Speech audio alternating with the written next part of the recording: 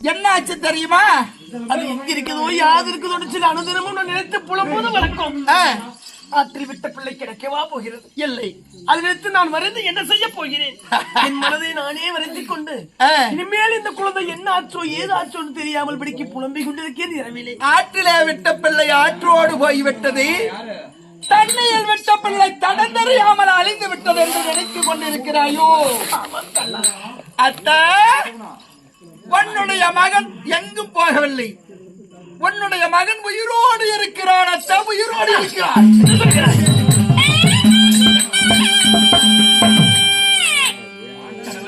தண்ணியில் விட்ட பிள்ளை உயிரோடு இருக்கிறான். தண்ணியில் இன்னும் வாழ்ந்து கொண்டிருக்கிறான். ஆற்றிலே விட்ட பிள்ளை இன்னும் சாகவில்லையா? ஆற்றிலே விட்ட பிள்ளை யார் தெரியுமா? யார் கண்ணா? அத்தா,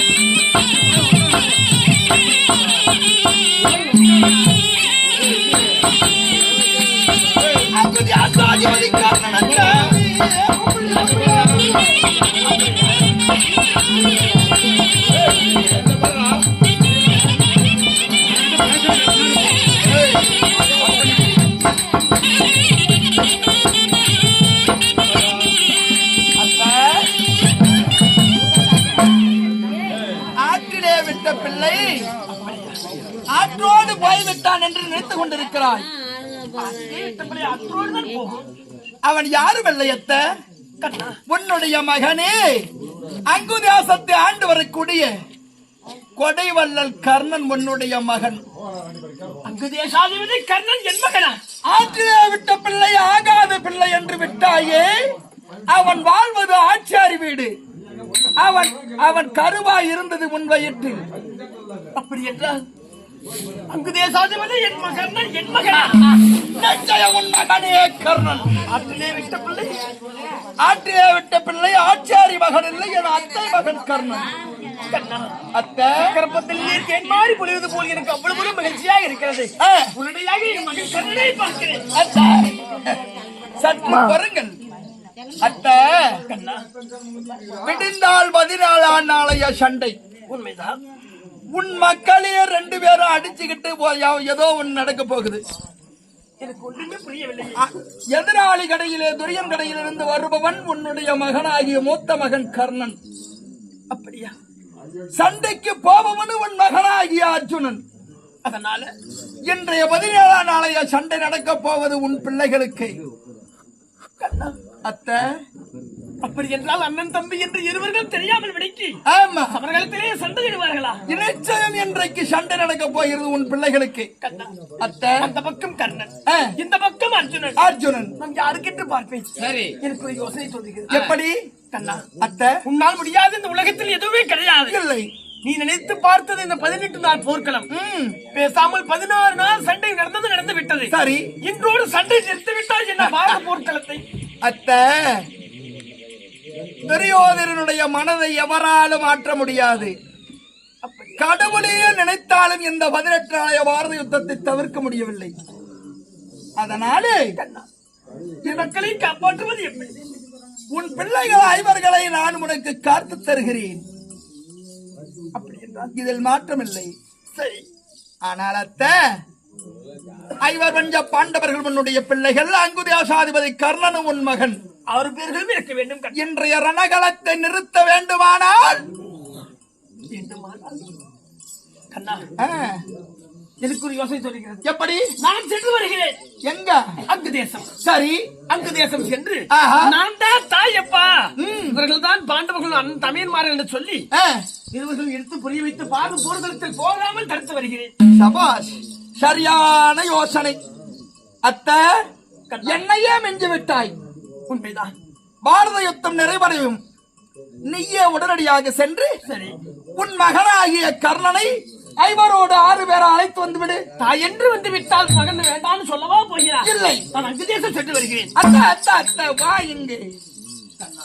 அத்தை, ஓ என்று சொல்கிறாய், வா என்று சொல்கிறாய். ஆ, உன் கபட நாடகத்தை என்னால் அறிய முடியவில்லையே கண்ணா. அங்கு தேசம் போ. உன் மகனாகிய கர்ணனை வாவென்று கூப்பிடு. சரி, ஐவரோடு 6 பேரா சேர்ந்து வந்து விட்டால் வாழவை.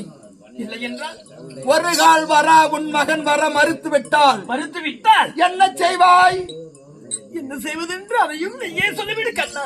அத்தை, உன் மகனாகிய கர்ணனிடத்திலே நான் சொல்வதை போல் 2 சத்தியங்களை நீ பெற்று வர வேண்டும். அப்படியா? ஆமா, நீ என்ன சொன்னாலும் சரி, ஆ, உன் வார்த்தைக்கு நான் கட்டுப்படுகிறேன் கண்ணா.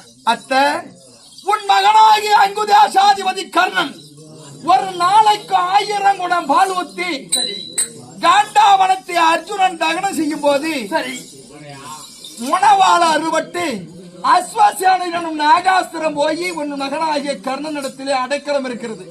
அதனால அர்ஜுனனுடைய சிரம் அறுப்பேன் என்று சரி, உன்னுடைய மகனாகிய கர்ணனிடத்திலே ஒரு கணைக்கு மேல் மறுகணை தொடுக்க மாட்டேன் என்று ஒரு சக்தியை நீ வாங்கிக்கணும். சரி, எப்படி?